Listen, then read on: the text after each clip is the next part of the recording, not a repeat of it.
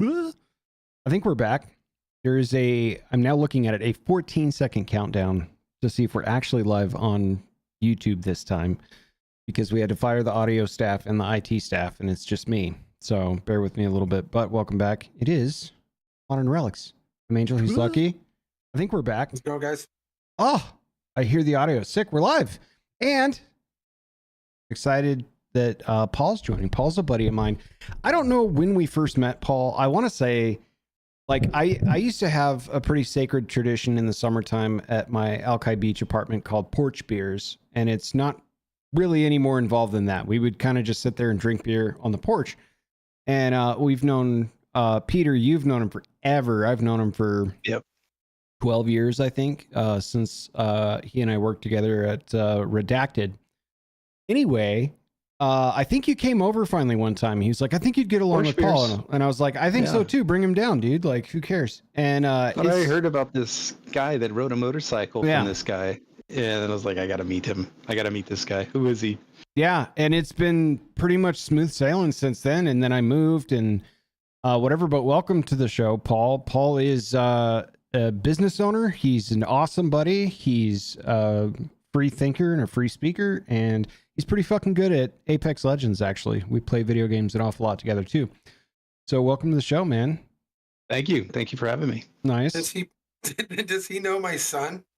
I think he's probably seen him in my Twitch streams here and there. Yeah, Campbell Soup. Yeah. And that's my nephew. Okay. Yeah. Yep. He literally comes in to talk shit about my bad gameplay, and then he just dips out. Oh, you're still missing shots, huh? I'm like, did you come in here just to talk shit? And then he's off the scene. But someone should talk to that kid's dad. I swear to God. But yeah, we were chatting it up a little bit off stream, but yeah, offline, I guess. But Lucky, Paul Lucky, we've been buddies for feels like a handful of years now, Paul. Maybe 4 or 5 years. I would say about 5. Yeah. Yeah. Yeah. So I'm stoked you came on. Tell us a little bit about yourself, you guys. Angel talks about you all the time, frequently, and well, thank you. Almost to a gross level. But he actually has nothing but amazing things to say about your character, and it is a pleasure to finally get to see you in person and put a face to the name.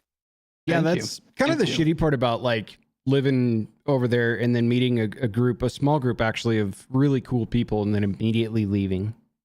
And it's like, oh man, nice to meet you. Right. Peace. I'm out. I'm off the scene. But yeah, so tell us about yourself a little bit, Paul. What do you do?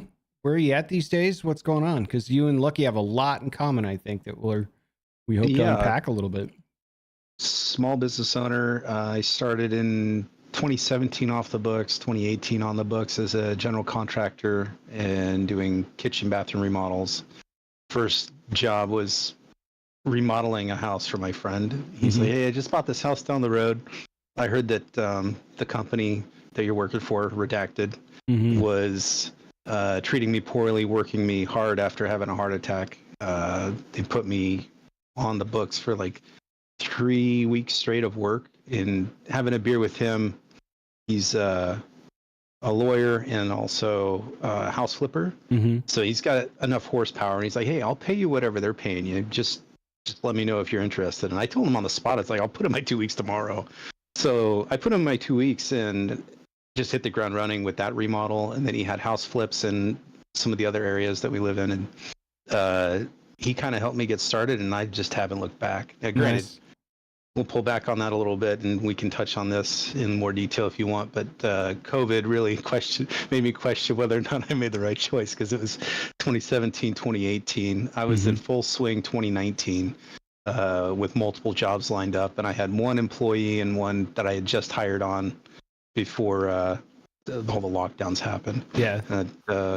Really kind of, I was raising my eyebrows like, am I going to file for bankruptcy? I just started all of this. I have all these jobs lined up. I've got bills to pay. I'm in the middle of 2 of them. And then they started to lock me down. So absolutely love what I do. It's been quite the ride. Yeah. Quite the ride, to say the least. Yeah. About family. Like, what do you got? Are you single? Single, no kids, never married. I've got my mom and my brother here in the area. My dad passed when I was younger, but he was a contractor. He was a union carpenter. And my mom's boyfriend, off and on for 10 years, was also a general contractor. So I kind of grew up around the trades and went to college to get away from it. And, it's like it found me. I couldn't get away from it. It found me Well, after getting a degree. Something absolutely you cannot beat making something with your hands. You cannot beat making something with your brain. And so there's something that you get out of that that's really hard to find in any other occupation. So I absolutely value what you do. It's amazing. My dad was a general contractor. My stepdad was a general contractor, and so was my real father. So I have a real appreciation for. And so's my dad, actually. Yeah.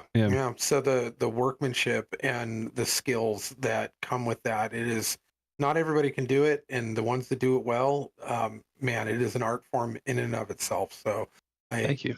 I commend you on that. That's awesome. And to be able to provide a business for yourself in that category is admirable. So it's quite the steep learning curve too. Yeah. I can empathize on the learning curve. That's for sure. Like what I hate is like when I'm unable to do something that I should be able to do, where it's like, I can do a little bit of a lot of stuff, and when I bought this house and my dad and I were going through it, it kind of came to a point where I was like, I would pull my dad off of something and be like, this is really dangerous. I'll just, I almost fell off the ladder. You almost fell off the ladder. Let's not fall off the ladder. But there's someone else that liked climbing on ladders. Yeah. But there's a point in time where like half a day in where I'm like, you just point at what you want me to hold or turn on and off or screw into something or cut, and I'll just do that. And you can just run everything. Because I don't know, you know what I mean? Like I know how to do some texturing and I can paint and some basic stuff, but my dad is pretty incredible in ways that's like, once he's just in rhythm, like when you and I were working on the garage, Paul helped me rewire electronics in the garage and stuff. We dropped a few AC 110 blocks out there and stuff. And he's just going away. And I'm like, I'm just going to be here to catch whatever falls off. You know what I mean? And it's getting in the flow state, getting in the groove. Yeah. For sure. I'm like, these are skills I kind of wish that I had, where I'm like, shit, now I got to call a plumber. Oh shit. I got to, you know what I mean? There's just some stuff I can't figure out, but I've looked at Paul's portfolio. It's pretty incredible. Just like some of the bathrooms that have come together, some of the kitchens that have come together. So we'll plug you here. It's what, ProCon Fix? Give him a ring. ProCon Fix. Yeah. Check him out. Construction and repair services. There it is. Boom. Yeah. I love it. And it's really nice having friends that are graphics designers as best friends. Yeah, right. I know it's nice having an artist for a brother as well. Lucky you had some time away from tattooing, right? Like you got into the business in an interesting apprenticeship, kind of followed a bike gang around, broke away from it for a while, came back to it later on, and it was a short break in the grand scheme of things, but like basically what led me to move to Idaho from California was because all of my gear and everything had gotten stolen from me from those said bikers and all of my money and everything. So it like put me in a homeless position. And so I hitchhiked from Sacramento up to Coeur d'Alene, Idaho in a 24-hour span. And from that point, I was kind of burnt out on that culture, and also I had no gear. So and it wasn't actually until I think it was about a year and a half later or so, since the last time I was tattooing, that your sister actually bought me a kit online and went, have at it. Now, granted, I wasn't even close to good, and I was rusty. So I was really bad as a tattooer because my apprenticeship was on bikers and drug dealers and stuff in Northern California and all over the West Coast, traveling around in a bus. So it like my skill sets weren't real sharp anyway. And then with kind of, although I appreciated it, internet gear mixed with low practice and not all of the right equipment for like stencil making and all, like it was a rocky re-entry into tattooing. And then I ended up getting a job at Skinny Boy Tattoo, and was working there for a while in Post Falls. And then I ended up getting a job at the Electric Crayon and Mhm. worked there for about a year and a half before then we moved to Seattle. And then in Seattle, I got a job at Diamond Tattoo that lasted Yeah. for about a year and a half. And then I Sounds about went right. to, I worked there too at that point for a little yeah, while. you were helping doing counter help and stuff like that. Yeah. Yeah. And then walking Magenta's dogs as if that was, Cleaning needles, man. That was my evenings. yep. Autoclaving then- shit. And then we would, and then after that, it was Sacred Soul for about a Mhm. year and a half before then I went into business for I think he myself froze. in Oh, kind there he of is. no, shoestring budget kind of, not the normal way. I ended up renting out the back room of a hair salon on Capitol Hill in Seattle, and it was tiny. It was this tiny little room. The red chair. And it was the Red Chair Salon, yeah, and it was $900 a month for a tiny little room, and 900? yeah, for a room that's half the size of the room I'm currently sitting in. Mhm. And but man, I got my launch there. Like I busted my butt, man. I really, and there was for the first 3 months, man, I was panicking because I was calling my mom every day going, I think I made a mistake. I can't afford diapers right now. Oliver was just born. I also had a toddler. And I Yeah. was like, this isn't good. Like, and my mom just kept, stay the course, you'll be fine. Just work harder. I was like, okay. And then something clicked, and I was flyering everywhere. There wasn't a coffee shop, bar, or telephone pole within a 8-block radius of that hair salon that didn't have. And then I was giving strippers free tattoos to go down to like the block party and all that went on Capitol Hill to go pass out flyers for me, stuff like that. Anything I could. Parties? Huh? Well, the block parties from 1077? Yeah, the Capitol Hill block party that they have every Yep. year. Yeah, so I would send scantily clad girls with flyers to go down there and go, you'll get a free portrait of Tupac if you come back. That's and, cool. and so, but yeah, real guerrilla marketing. But it took a while to kind of get that momentum, but once it did, it hit. And then I had to have like a Bluetooth in my ear to answer my own phone for Yep. probably 2.5 years. Do you still Like, do that where you have to like click the on off or the answer button with your shoulder just No, instinctively when your phone rings? No, I have people now to do that, or I ignore the calls. One or the other. Yeah. So, Well, yeah, I mean that's actually a perfect segue because at that moment, you were looking at real estate in different areas because I was kind of helping with the scouting around that period of time as well.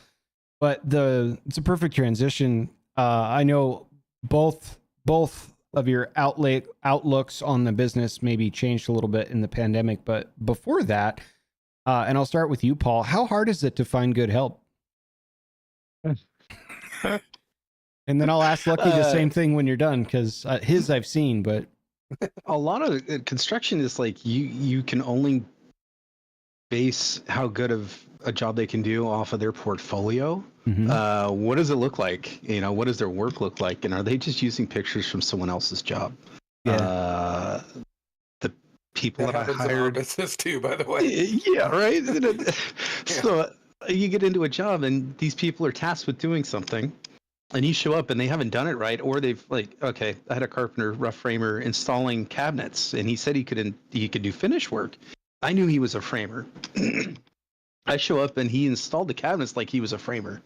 Like it was rough. I had to redo a couple of the faces of the cabinets because he didn't screw the screws in square with the frames because they weren't frameless. They were the framed cabinets, and you had to screw them together right at the seam. Screw was coming through the front, and he's like, "Oh, I'll just fix it." It's like, you can't just fix it. This is the paint job and all that's got to match it. Just they were expensive cabinets too. So issues like that. Tile, Okay. keeping I lost my train of thought. Keeping the quality as high as it should be for tile is hard to do. They threw mud up on the wall and then just squished the tile into the mud, and you're supposed to do a whole trowel, back butter, and all that. And it was over green board, sheetrock, no waterproofing whatsoever. There's no waterproofing membrane. If water gets behind there, it's just Right. going to rot the whole thing. So that hole had to be torn out, and that was a job that I was taking over for because the guy screwed up so bad. And it's like, you're paying for this twice. Yeah. I mean, honestly, and it's actually kept me in business with how bad some of the people are in the trades. Is that also likewise why it's hard to keep them? I mean, that and excessive drug use and. Well, what is it? Some of this excessive drug use for sure. It's hard to find someone in a construction trade that doesn't have a needle hanging out of their arm. Yeah. Or that actually knows good quality work, or is honest. I'm honest with my customers when it's something that I haven't done before. Mm-hmm. I'm upfront with them. It's like, hey, I haven't tackled this before, so this will be a journey for both of us. And you want to go with me? That's fine. I'm licensed, bonded, and insured. So if something goes sideways, I'm covered. You're covered. I've never had an issue with that. I've never had any claims like that because I'm upfront with them. And if it's beyond my scope of what I know I can do, I let them know. It's like, hey, you got to go with someone bigger, someone that's a larger outfit, because right now I'm just solo. And when I had the one employee and the other guy that was a temporary hire, it was a lot of, they weren't that great. So there was an issue with that. The other issue for me as a business owner was, instead of spending time on the job site, I was developing leads. I was out there trying to sell the job and finding more work to keep their mouths fed. Mm-hmm. So just to break it down, the year before I had my employee plus a temporary, I made, it was about 92,000. My take home was like 60 after all the overhead was paid. I did 249,000 gross, and my take home was still 60 the next year with the guys helping me, and all the volume is like, all right, I'm doing the same amount of volume. And granted, I was still learning a lot. There's a lot of things I do differently now. But I've stayed solo just because of COVID and all that, and seeing where things go. It's a lot easier worrying about one mouth to feed than, two other people on the payroll. So yeah, lucky you work with contractors, right? Like that's the business model for the other artists in the shop. How hard is it to find good help? Oh man. So do we want to go down the substance abuse, or do we want to go down, like, there's so many paths that we could go down to finding, and let's start pre-COVID, because pre-COVID it was basically portfolio and attitude. Yep. So attitude's a big one. Yeah. Huge, because you're bringing them into a really intimate situation. You're not separating these people, even like on job sites. You can clash. Like, I've done a lot of work. Angel has done it with me in construction fields, including concrete. I used to do refab, window installation, a whole bunch of other stuff, right? So, and in job sites, you can find your space. You can be over there. And tweakers are tweakers, and they're going to tweak everything up. So, like, if you're going to be in a situation in construction, you're going to find that your drywall guys are lit like Christmas trees, but they're moving a million miles an hour, and as long as they do it right, go do your math, but like, it's fine, right? They're riding those Seattle Metro buses, man. They're all dirty. Yeah, right. So, and that's not all of them. So everyone calm down. But the reality is that in our industry, like, there is nowhere to go, and there are a bunch of sensitive artists anyway. So if you bring in a bad apple into that scenario, it can really, really kind of wreck the whole ecosystem of what's going on in a tattoo shop. So you have to be really careful. And most shop owners aren't aware of this. They just see that guy's dollar sign. So they bring him in. They don't understand why there's heavy turnaround. I never had heavy turnaround due to the fact that I always paid attention to those kind of things. But it was, I didn't care how good your portfolio was. If it was attached to an asshole, I wasn't hiring you. So amen to that. Yeah. So it didn't matter. But as a good person, if I saw potential in the human, then I would even take a mediocre artist that I could show a few things, and I'd rather do that. And then cultivate them and build them up into a good artist. Um, but if you came in with a great portfolio and a great attitude and an understanding and a respect of the shop and of the industry, then you're an obviously golden gem, but those are so few and far between. I typically lean towards hiring people who are rough around the edges and just need a good polishing, but they're decent human beings. And I find that that makes a way better employee. And I tell people that all the time. I tell my kids that it's one of the best tools I give you is likability. I was like, education is a far distant second to likability. Because I don't care if someone comes in with the best resume in the world, they hand it to me. And if it's, being handed to me by an absolute dickhead, I'm not going to hire that guy no matter what his credentials are, because I don't want to work with that guy day in and day out. Right. I will hire somebody who goes, hey, I've never done this before, but I'm willing to learn, and I'm humble, and I'm a likable human being. I will be easy to work with. I'll be like, I will dedicate the time and energy to train that person better than I will having to deal with the nightmare human with the better credentials. So if you kind of go into any small business with that kind of mindset, it's a little bit more work on your part, but a lot of happiness in the long run. Yeah. So that's kind of how I lean into the earlier hirings. Now, post COVID, it's a totally different ballgame because now everything is political. The weather is political. Right. So now you can't be in a room with people and share any thoughts at all. And considering we don't, and as you don't have it either, but we don't have an HR department. I'm the HR department. Yep. And I say horrible things a lot. So, and that's I work alone, and I do too. Yeah. And it's just, so now it's gotten to the point where that's got to be part of the resume. Are you going to be somebody that I'm going to have to worry about as a liability? As somebody who, if I make mad or if I say no to, that you're going to come after my business, that you're going to come after my job or my reputation because you decided to throw false accusations against us, whatever. So there's a whole new ball of wax to deal with. Like drafting NDAs just as part of the hiring paperwork.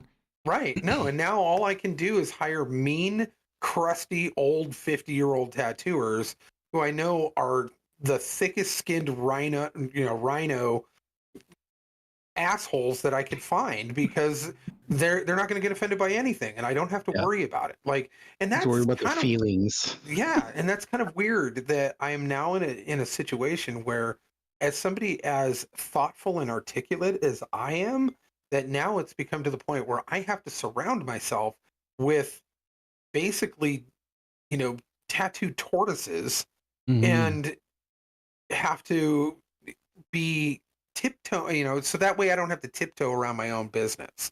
And I don't want to do that. And I want to be able to be functional, but at the same time, not have to kowtow to things that I don't believe in, that I don't want to be a part of. And so it is a totally different thing now of having to hire people. Like I literally, and this is going to get me in trouble, but I don't care. I don't hire women anymore. Plain and simple. Like I just won't do it. And it's not because I don't think that they're great, that they're awesome tattooers. In fact, Angel, like half my, a bunch of my crew in the Seattle, Tammy was amazing. I love Tammy. Olivia was an incredible artist and really cool person. Delaney was with me. She still works at the other shop. Like, so, I love these girls. However, in this environment, I cannot put my family, my kids, my wife in a position that might be compromised at the whim of a girl who I told no because she wanted a day off or wanted me to change something in the shop. And I'm like, I'm just not going to do that. And makes her so mad that she fabricates a whole situation up against me, that it's my word against hers. And now my family is getting dragged through the mud. Right. And it's not, I have an impeccable reputation with clients and with employees. of being 100% nowhere near creepy and never have been. It's just not in my character. It's never been something anybody's ever had to worry about around me. And I'm a loyal husband, and I am a loyal father, and I am a loyal boss. However, that doesn't mean anything in this day and age. And they will absolutely throw you to the wolves if they decided that you crossed their path in the wrong way. And I can't put my family through that. So unfortunately, they put themselves into a position where it is too much of a liability for me to hire them. That being 100%. said, I have actually just recently hired a girl, and which broke all of my rules. And I had to talk it over with the wife because she's like, I'm okay with it, but are you? And I was like, well, normally no. But in this particular case, like, I made the exception because of the character of this woman. She's fantastic. I don't ever feel like I'd ever have to worry about that with her. And the guys that trained her, I was like, wow, they're way worse than I am. So there's nothing that's going to be said in front of you that I'm going to have to worry about. And she's been fantastic. She's a workhorse. She's dedicated. She is not a complainer. She grew up around, like, farm animals with a big family in the woods. Her whole family run an excavator company that she used to work on. And she's just kind of salt of the earth and really, really solid. So I made the exception, and I told her right out of the gate, I don't hire women, and this is why. And she fully agreed with me. And I was like, okay. And here's the other thing. If you come at me and say, hey, I have a problem with this, I'm going to tell you to go screw yourself, and you're going to have to just accept that or leave, because it's just that is how it's going to be. This is not a democracy. It never has been. Business. I hate democracies, actually. And that always makes it go, what? Because they don't really understand the difference between a constitutional republic and a democracy, but that is another story for another time. However, but I was like, this is an absolute dictatorship. This is my business. This is how I feed my family. This is how I've lived my life in order for me to be happy and content with the life that I've built with my family, and I'm not going to compromise that for anybody. I'll listen, and if it's a good idea, I'll actually implement it. But if it's something that I think will contradict the ecosystem that I have created in order for me to be happy and my family to be happy, I'm not going to do it. And I won't be rude about it, but I will tell you no in no uncertain terms. And you need to be okay with that. It's wild to me, the completely disparate environments the three of us work in, right? Like over at Redacted, not only do I have to stay kind of on the bleeding edge of what's going on in multiple facets of technology that I'm involved with as a principal function of my job, but also I am living in a world of feelings, highly politically charged, extremely bureaucratic. There's a lot of slippery boxes you can slide and lock yourself into, and you have to be aware of it. And I mean, really, where I have abstained in the last probably 5 years or so from more conversations where I'm like, I'm at work. I feel uncomfortable talking about this. Like, if you want to come on the pod, I will absolutely rip your idea apart, but like, you just can't, and it's getting harder and harder and harder because I think the pandemic didn't help because people lived in a bubble so long. They think that's just how you can talk to everyone now. Yep. 100% agree. And they're bringing it more and more into work, but also the workforce is getting younger and younger and younger.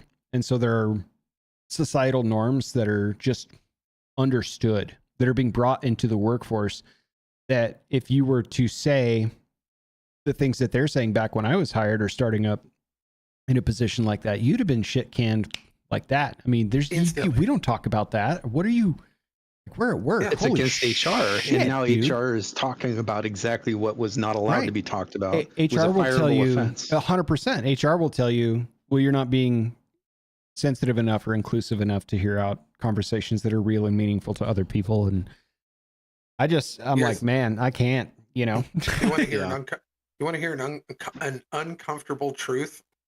Always. A lot of people just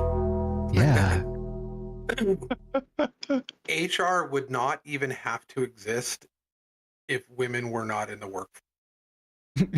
I need one of those horns. Wah, wah, wah, wah. What was it, the viral clip that I've seen on Instagram of was it Netherlands? All the women went on strike. Yeah, It's like I've seen this. X amount of population goes on strike, and the HR It was like department was happy because they didn't have 27%. It was 27% of the of the workforce. population. Went on strike. And the HR department said that they didn't have any complaints. And it went unnoticed. Yeah. Like, as far as productivity went. That was actually the weirdest statistic. And it's not to crap on, I got a daughter, I got a wife that does more jobs than I could, and has more things on her plate than I could possibly do on my own. There's no way I could do the workload that she does between homeschooling, the soap business that she's making, all of her other like craziness that she does, because she makes all sorts of things. But then on top of that, she runs political watchdog journalism site. She goes to all the political meetings. She runs political campaigns for different candidates, and Busy. on and on and on and on. She's constantly got her hands in like spinning plates all over the place. Right? Yeah, I couldn't do what she does. She's unbelievable with the amount of work that she takes on and consistently follows through with. Like I subscribe to her newsletter and all this stuff, and she's just writing all these things and just doing this stuff. It's pretty incredible. Yeah. So, but that being said, so I'm not trying to take away from the attributes that women contribute to our society and the workforce. And in fact, I'm not even implying that I think that they should be out of the workforce. It would be a bizarre and kind of interesting social experiment to see what would happen if that did, but only from kind of a scientific kind of just point like of view, COVID right? was. Yeah. So, however, it's absolutely correct though. Whether or not it's comfortable, whether or not we want to agree with it, the reality is that the HR department would not even exist if women were not in the workforce. It wouldn't need to. There would be no need for it. And so it is literally there and has been implemented, worldwide in every corporation in order essentially to be a complaints department from women in the workforce and nothing else. So it is constantly fluid in its rules and structure.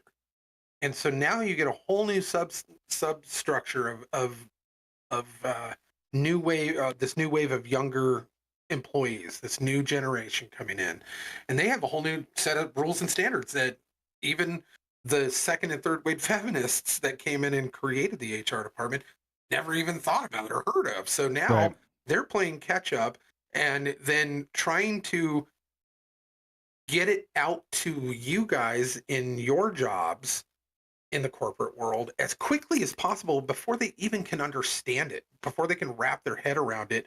And so they're painting themselves into corners. They're getting themselves into trouble because some things contradict other things, and they don't really know how to really navigate it. But they're pretending that they have a full grasp of it, and it's becoming to a point where the HR department is actually going to destroy corporate America from the inside out. It's starting to, and another thing too is just, it's like, okay, well, if the new era of workforce is all about fact checking, so to speak, then let me just fact check some of the shit they're talking about. Like, I hate this person. Well, what part of them don't you like? Well, they said this and this. Okay, well, let's imagine that wasn't in or out of context. Which book of theirs did you read that you didn't like? What was about that? Well, I didn't. All right, well, it doesn't seem like you're super knowledgeable on that, this, or the other thing, but like, why is it okay for you to say this stuff and me to not have a reaction for it one way or the other? I can't agree with you or against you because I'm either, something that ends in an ist. And it's just, it's absurd to try and work with this dynamic, and it's like, this is categorically incorrect. And also, what have you done about it, save for the fact that you complain on social media? Like, it's one thing to be furious about something and rally around it and stuff, but then to do literally nothing but, I don't know, put a sticker up in the corner of your, put a sticker up in the corner of your post for that day to show that you're in support of whatever cause you're supporting. It doesn't do anything. That's not a real place. I But commend you specifically. I commend you for having to navigate those landmines and in that. Carefully, very Be, carefully. yeah, carefully. But a man of your intelligence and integrity, like specifically, a lot of the people that you work around just go along to get along because they're kind of, they're dull people mentally, Mhm. and but you are not, and you Very have sharp.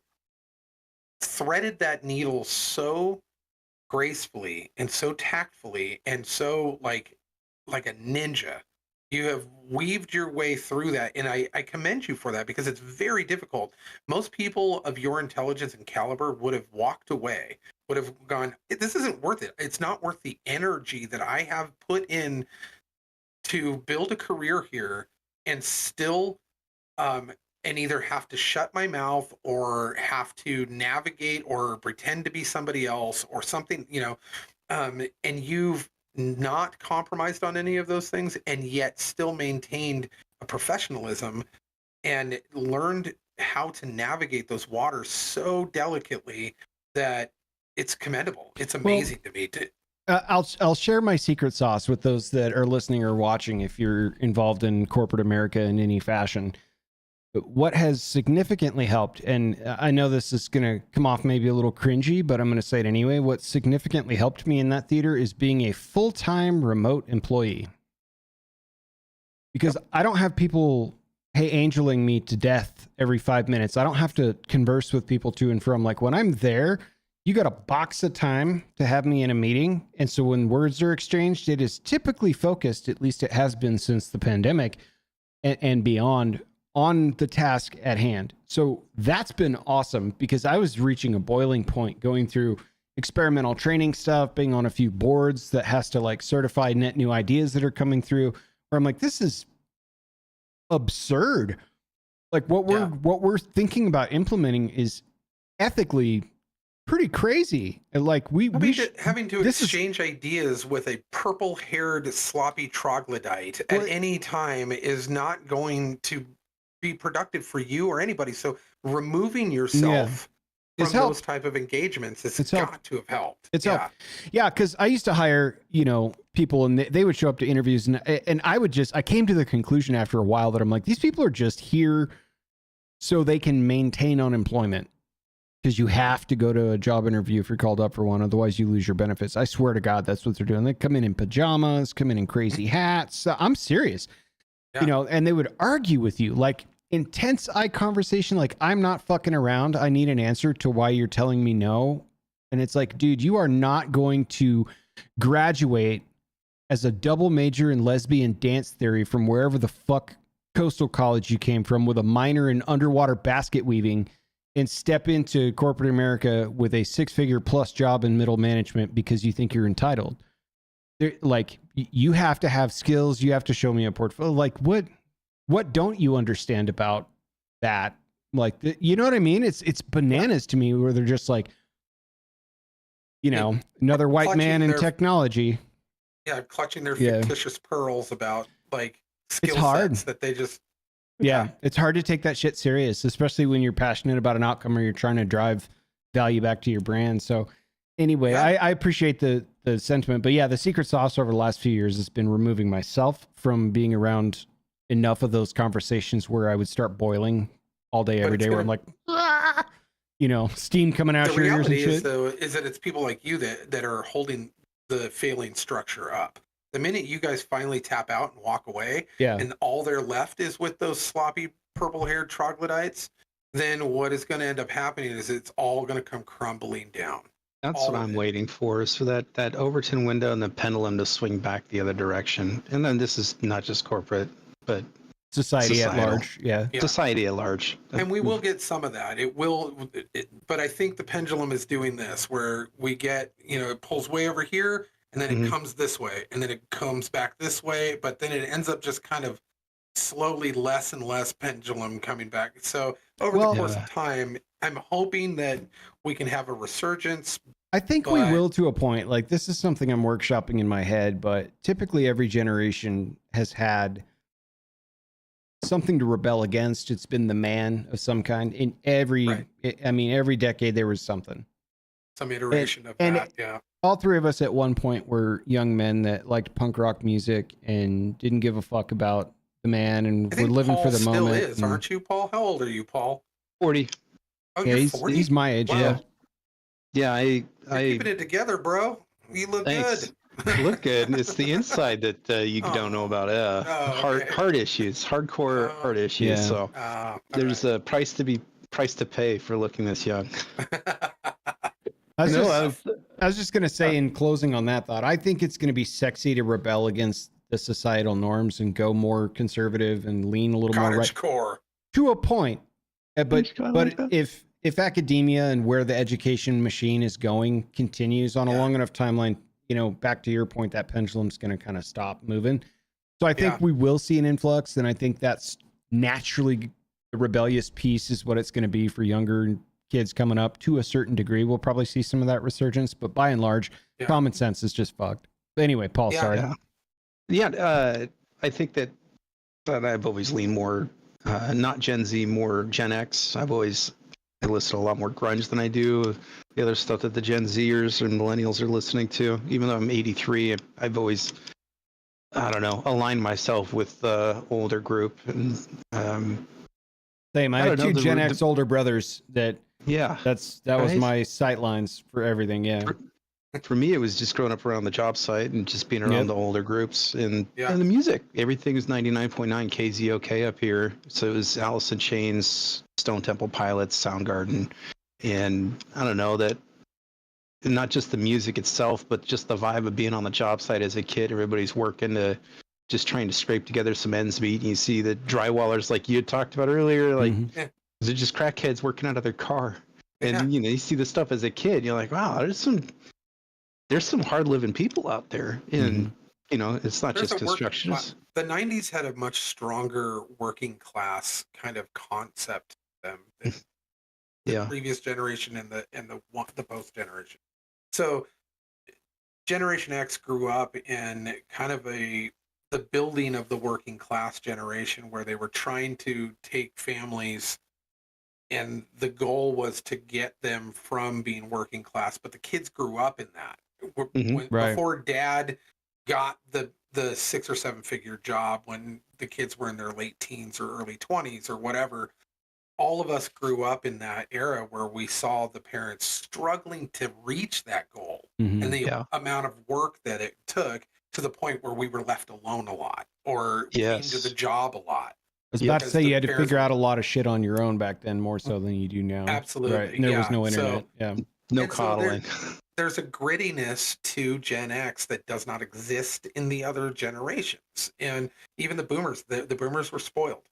And, you know, the greatest generation that produced the boomers didn't want them to suffer through what they went through, which was the Great Depression followed by World War II. Right. So they had a lot of struggles and hardships. And so they didn't want their kids to do that. So they gave them everything. And they provided them everything, and they were like, you won't have to feel the way I did. And so you got the hippie generation, which is the boomer generation, which was all about me, love, me. And then they became yuppies after that, and now they're running the country. And so now we've got a bunch of me, spoiled brats buying their third home and their travel RVs while the country burns around them. And all of their money could actually be going to help save their kids and grandkids, but they're holding on to it for what? For what? Like, I'm sorry, like you have an obligation, but you're not doing it. And that's fine. We'll handle it, because we have Gen X has always had to do that anyway. So we don't need your money. We don't need, you know, we'll handle it on the back end. We'll get to work. Yeah, we'll get to work. But the following generations, the millennials, and obviously there are some millennials that grew up in tradesmen houses and people who had work ethic and who did not succumb to those conveniences of society that has produced lazy, you know, sloppy people. And there's quite a few millennials that fall into that, but the vast majority of them have been the products of either late level boomers or Gen X that gave birth to these millennial kids that just do not have it. Like, and it's almost, they're almost offended by the idea of having to actually find self-worth and value in personal gain and work and actually building something and Mhm. creating something. And it's almost offensive to them to be asked to do anything like that. And then, Gen Z right after that is, I mean, they're all autistic because they've been raised by computer screens. Yep. They've been raised, and so they don't even know how to engage with human beings. So now that they're in the workforce, they're at Walmart. They don't even know how to handle a single customer, and they get anxiety attacks every 10 minutes because they're not plugged into the matrix. And so, like, we can't, like, all the fast food workers are all going to get automated because now they can't hire a single Gen Z kid that can actually handle a 4-hour shift. Or they're And so, asking for $40 an hour. right, or they're asking for $40 an hour because they should be able to make a living off of a fast food job and support, It's always supposed to be a transitory job at certain levels so you can work yourselves up. But I bring that up all the time. I'm like, I grew up in the 90s. yeah, I grew up in the 90s. I had never at any point, even with the reduction of the without all the inflation that we have and the current pricing and everything, even back then I had to have 3 jobs and 4 roommates just to survive. Yeah. And I knew that it was something that, so this isn't a new concept. This Not at isn't all. something that is unique to that generation. We had to do it too, but we just Yep. didn't complain about it. We just got another job so we could actually go buy party stuff. And then what we ended up doing was getting another roommate who slept on the couch and paid us $100 a month, Mhm. stuff like that. Like, we just did Yeah. not like make it other people's problems. And then we realized, okay, if I want to get out of this situation, I need to either go to school or get a trade or a skill set or work my way up in this job in order to make more money so I can trim off roommates and Mhm. actually live on my own. And that's Yep. kind of the process of how we lived in our 20s, late teens and 20s.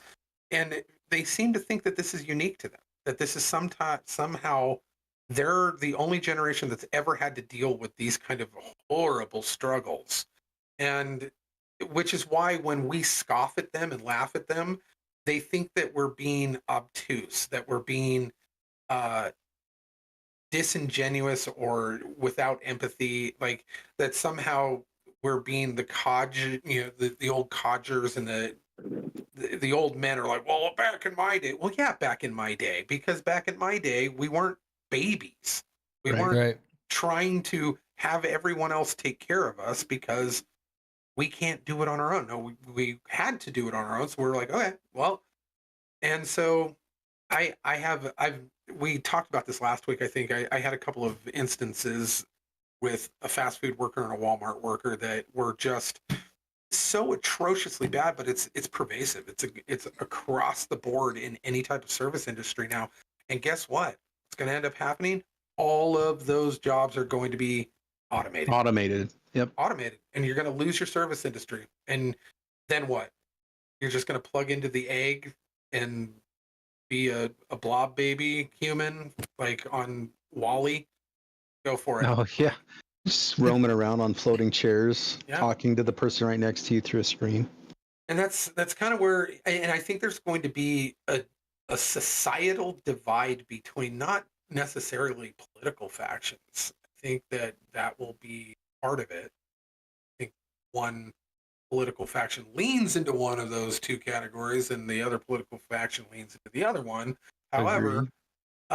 I think that it is literally going to be, that is going to be the great societal divide. People Divided who by do and the people- usefulness and purposefulness. Yes. What Against trades the do you people- know? You know. Right. And I think that's actually going to be where it actually the line actually falls down. It's the floating chair people versus the people who build everything. Well, I'm And- fucked because I'm designing the robots that are going to take over. They're going to automate me out of a job. Yeah, I saw Last thing that, I'll hear is thank you. Please see HR. talking about employees. I've been watching the Boston Robotics construction robot Yeah, what do you think about jump that? around. Would love to hire one of those guys because you work 24/7. As Yeah. long as there isn't a sound ordinance. Dude, okay, I saw this cool thing and I had to ask you, like, is this worth a That's shit or awesome. is this like something you buy on TikTok, but it's basically the size of a cell phone, and you like move it across the wall, and on the digital display, it'll show you how thick the stud is, or if it's a pipe, or if it's metal, or if it's, and it'll kind of like cool. show you in an X-ray type of thing. And I'm like, I've always seen the red light one that you just beep, beep, beep, beep, and that's it, right. But like, is that worth the shit, or is that what is that? I haven't tried it out, but okay. So I was down at your place to do pipe, the or if it's metal, or IBS, if it's International Build Show. Not what you think it is. This is not the other IBS. It's great having to talk to people about that. I went to the IBS show. You have to travel for that? Yeah. They throw conventions for this? That's awesome. Yeah. Lots of underwear. I'm glad they're getting help. Yeah. International Build Show. I didn't see that at any of the trade booths, and I went through the area with all the new technology. Yeah. I've seen that advertised for the last like 5 to 10 years. Mm-hmm. I'm skeptical about it, and you get hardcore into the trades. That'd be great for like Joe homeowner. For someone in the trades, you're looking at a stud. You're like, okay, it's next to a window. You got a jack and a king. With the frame, and then you got an outlet there. There's a wire there. The wires are only supposed to run certain depth behind the sheetrock, so you don't have to hit it with too long of a screw. You're sinking a 4-inch screw into where a nail plate should be. There's building codes for a reason. So I don't know. You see plumbing, you've got either plumbing from underneath in a crawl space or someone's slab on grade. Maybe you got some horizontal runs of the plumbing, but for the most part, if you've done the trades enough, you can deduce where things are on the wall without having to cut it open. So guys that kind of know how a house is built and what's behind it probably don't need shit like that. Correct. Yeah. And then that stud finder that I use the Franklin stud finder. I don't use the Zircon brand. I started with those. Mm-hmm. I remember using those as a kid, and I was like, oh, this is so cool. It's a stud finder. Turns out a lot of the times a really strong earth magnet is one of the best. You find where the screws are, and it's in a stud. That's how they do the drywall. So it's either a nail or a screw, depending on how old the house is. That's one of the best ways to find where a stud's at. And then the Franklin one is just a bar of LEDs, and you run it across. And if you've got 2 or 3 studs, it'll show all red where those 3 studs are. Oh, interesting. And that's typically along like a wall transition. Where you've got an intersecting wall or next to a door frame or window frame, which you already know they're there. It's just a question of how many sometimes. I would love to try it out and see if it works. But it's not cheap. It's like $100. Yeah, I saw that. I was like, I don't know if this is good, bad, or overpriced, or what it is. Entry. I got a really great tool for you, bud. Like what? I actually used to be able to find studs in walls because I have an earth magnet in this finger. How? What? So I had an implant done, and it wasn't. Hadn't planned on it, but we had at the Seattle shop, like I want to say like 12 or 13 years ago. His name was Pinhead Mark, and he's actually has passed away. But R.I.P.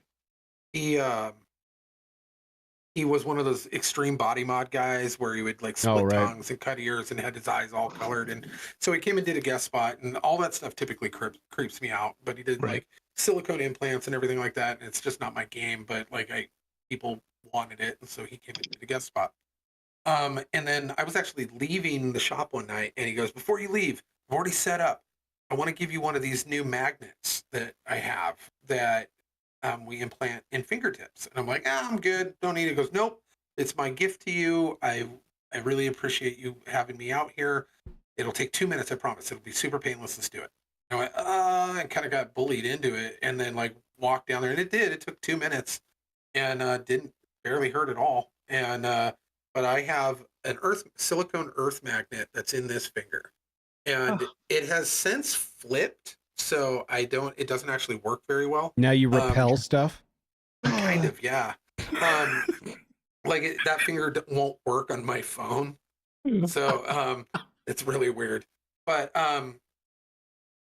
when it was flipped, and I got to get it removed at some point in time. But when it was incorrectly, I could run my hand down the wall and find the studs. And it was super cool because it would just kind of like vibrate and kind of tug a little bit, and I could just feel, okay, there it is, and to be able to find studs that way. I could pick up Amazing. small little nails. I could pick up screws. I could pick up everything just with floating it right underneath my fingertip. I could also control fish in fish tanks, which was Yeah, so they wild. go off electrical pulse. So Yep. So that's how they swim in I would schools. amaze all of the little Chinese workers at Chinese restaurants and just run my hand across the tank inside Chinese restaurants, and all the fish are following me. They're like, oh, they thought I was a crazy wizard or something. But yeah. So and you can get those done, and now they do them so that they don't flip. And, Yeah. But yeah, it might be a fairly you don't have to carry a tool around. That's you just amazing. Run your hand on the wall. If it wasn't for having to have MRIs for this guy, I would 100% jump on board with that. But That is correct. That Yeah. thing will rip right That- out of your hand. I was going to say, I just wind up with my arm up here, back Yeah, to the yeah. machine. Yeah. Yep. Don't fight it, just go with it. Yeah. Well, I wanted But- to ask you guys a little bit on the music front, because I know we have a lot in common there. Like, I asked the top 5 desert albums, and I stopped asking of all time, because for me, those top 5 albums change pretty much every They time somebody rotate. asks me. But for the day, 100%. because it's like, what are you listening to at work, or what's your go-to kind of thing? So we'll do the obligatory top 5, because I like hearing this. Now, Lucky, you listen to all kinds of stuff, because usually people are changing the station all the time until Yeah, I maybe never you get to lock it. choose. So you lock it down around the holidays or whatever. But top 5 records or things that you're interested in just for the day, and it can change. So I can start. I'm going to say Color in the Shape by the Foo Fighters. Ooh, yeah. Nice. Is a Real Boy, Was a Real Boy, double disc. And Good call. I'm blanking suddenly on the artist. You're talking about Say Anything. Say Anything. Yep. Say anything. Okay. I would do Relationship of Command by At the Drive-In, Good Morning by Alkaline Trio, and Ooh. probably Juturna by Circus Survive would be my today top 5 records. That's a hot list. Yep. Yeah, that's a good one. Lucky, Yeah, what no, about you? I don't think I disagree with any of those, but Get that emo shit man. out of here. Glad it's not Thursday this time. Yeah. you're right. I thought it was Tuesday. Thursday The- should release a record called Tuesday and then just go They back really into should. hiding. Yeah. They should release a song called Flavor of the Week. Yeah. Agreed. Let's see. I would say probably The Great War by Sabaton Mm-hmm. is something that I've been really into lately. I love all Sabaton right now. And it's hard to pick an album because they're all great, but it is historical, epic, like historical battle metal essentially, but it's really great stuff. So and then Sabaton? Sabaton, yeah, they're S-A or Z-A? SA. S-A? So Okay. SABO or Sabaton. So, I'm punching this stuff in because I love listening to new music. well, it's really great. You can actually listen to it all day long. It's very they've got a lot of material, but every single song is based off a historical battle going all the way down to the Crusades and all the way up into like Vietnam. Yeah. And Cool. it's like, the Winged Hussars is one of my favorite. Here, Shiriyama is another one about the last fight of the samurai. Like also the Great War is all about World War One. Every one of them. There's so many good songs. They're just it's an amazing band, and I'm a history nerd, so it really just drives it home. But and then I would say probably From Here to Infirmary Mm-hmm. by Alkaline Yes. Trio. I would Yep. say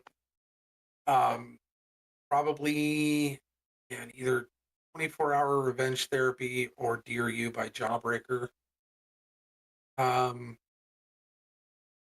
would say the Police Best of album, like just a Police collection.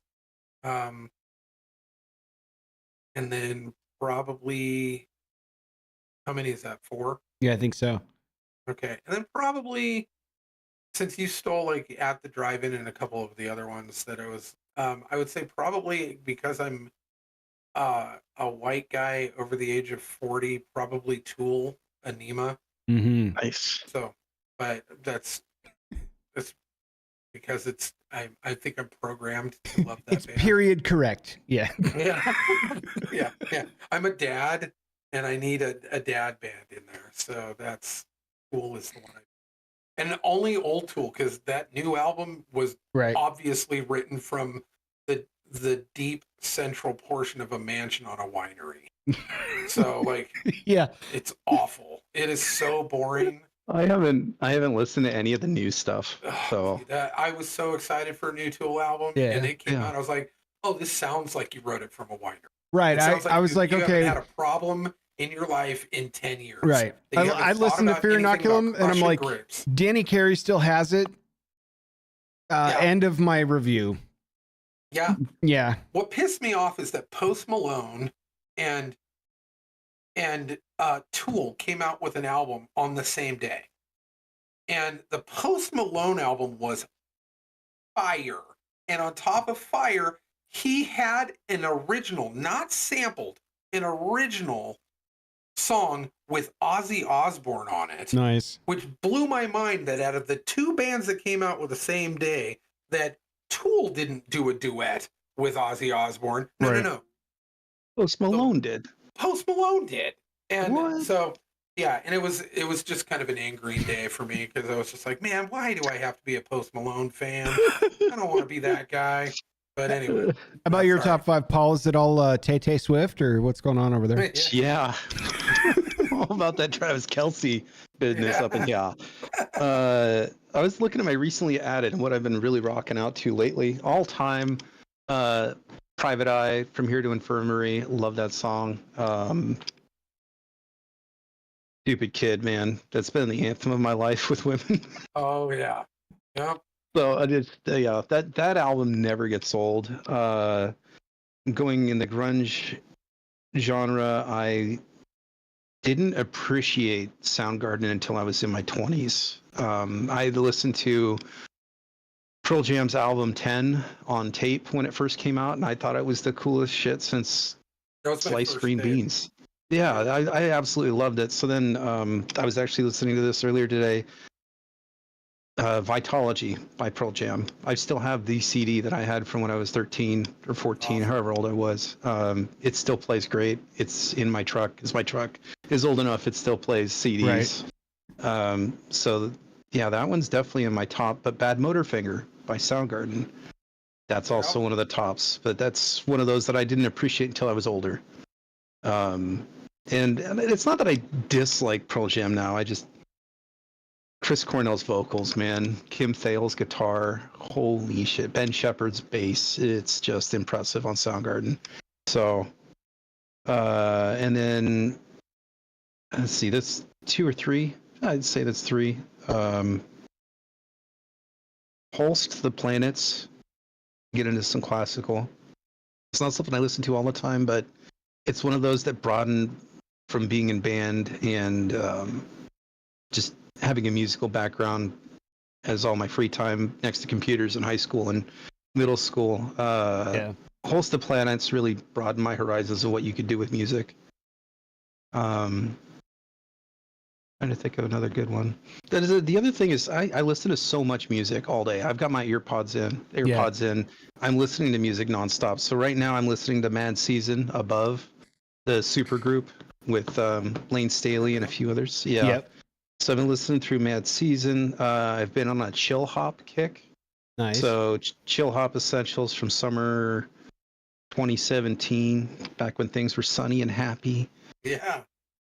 I've had Queens of the Stone Age Songs for the Deaf on pretty much loop for like 3 weeks. Yeah. Dude. It's just like kind of revisiting some of that stuff. Yeah. Yeah.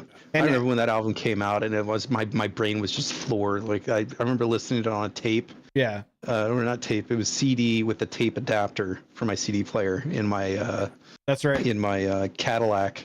was like, dude, this album is just amazing. Yep. And it was so low quality because of the transfer between the tape and the Delco sound system and that thing. Oh, Isn't my it God. great when you like actually listen to a digitized and enhanced or re-released, remastered version of a record from back when you had your Zune plugged into the fake tape that went into the tape player of your car, and you're like, I didn't even know the song sounded the same. Like I listened to The Strokes, self-titled, years after I threw that in the back seat and said, "Fuck this."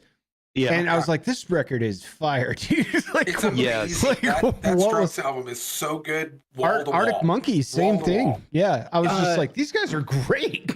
One you mentioned that was absolutely shit in digital form, Good Morning.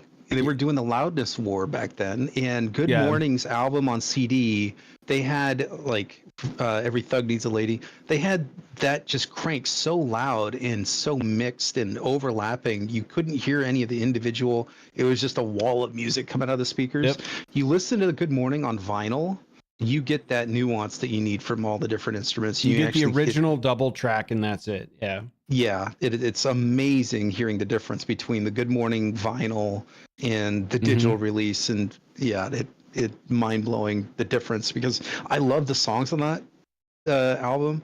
Cannot stand how freaking loud it was. And granted, I think they've changed it for iTunes because I listen to everything on Apple Music. But yeah, the difference was just mind blowing, mind boggling. Yeah. 3 things. One, you mentioned you were talking about Pearl Jam, and Yeah. Eddie, I think Eddie Vedder, my favorite, because I love 10, I love Versus, and I love Vitology, and then I kind of gave up on him after that just because I was going far more in a punk rock vein. But Yeah, later on, same.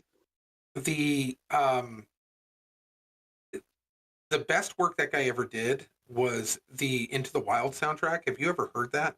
No.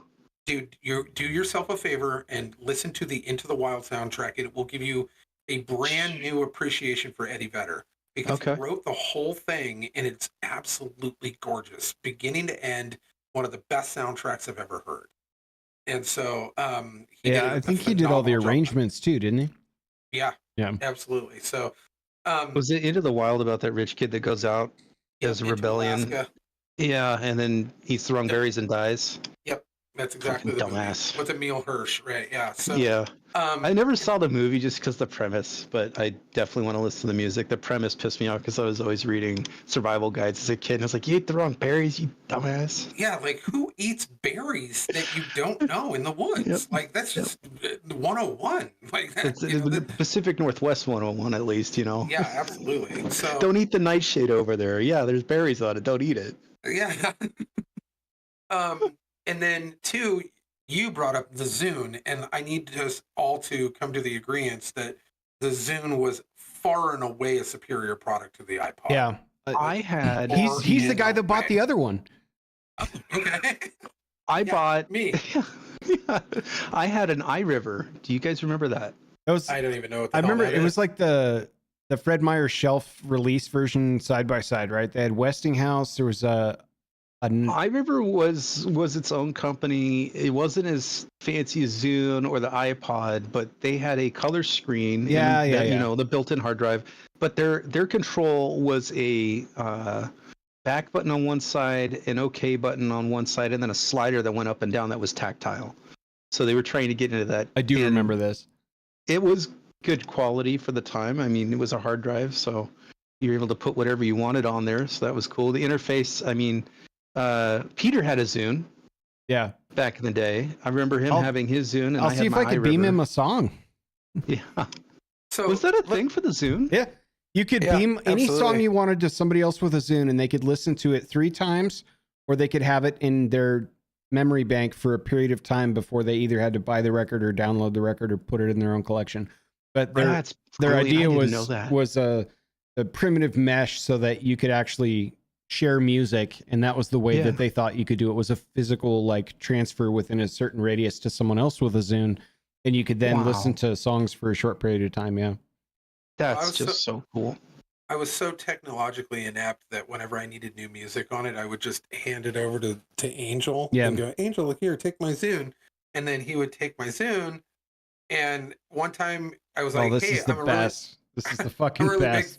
I'm a really big Phil Collins fan. Could you put like a best of album? Let me stop you right there. Let me stop you right there. For those listening, that's not how he said it. He first looked over his glasses and kind of ducked down sheepishly and looked to the left and to the right.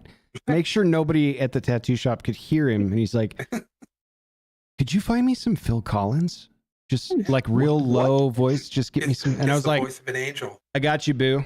Because he didn't want anyone to hear him say that. So I thought I was going to get a best of, like, maybe a double disc, right, of all Phil Collins' greatest hits. No, this man put like 3 gigs on my thing of everything the man ever recorded in his life, from Genesis to his anthology, Disney films he worked on. Live records, things that he arranged for other people, stuff he did guest spots on for random bands. If Phil Collins had metadata, anywhere in the universe, he put it on my Zune. So I had like thousands of different songs and hundreds and hundreds of different albums. But literally every 3rd or 4th song was a Phil Collins song, and everybody's like, "What is wrong with you?" And I was like, "It's not me. It's not me." Because he would just put shuffle all, and the file archetype was so large that Phil Collins snuck in there like every 4th song. He had so much of it. Yeah, that was the best. I inadvertently did that to myself. I've always done shuffle journey, is what I like to call it. Yeah, sure. And just going with the flow and see what pops up. I downloaded what I thought was, a couple albums of Beach Boys. It was exactly what you just said about Phil Collins. It was everything, including Dennis's own side projects, his at-home recordings at 3 a.m., high on whatever, just making a recording into a microphone with a couple notes on a keyboard. That was on there. It was everything.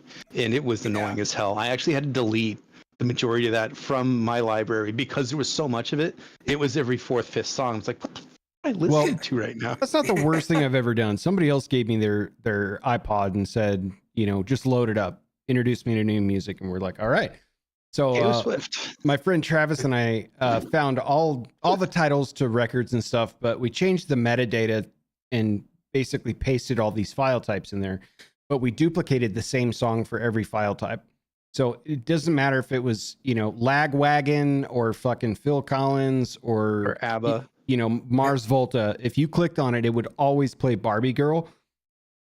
So like, I mean, it was like 150 gigabytes of Barbie Girl over and over again with just different titles. It was the best troll.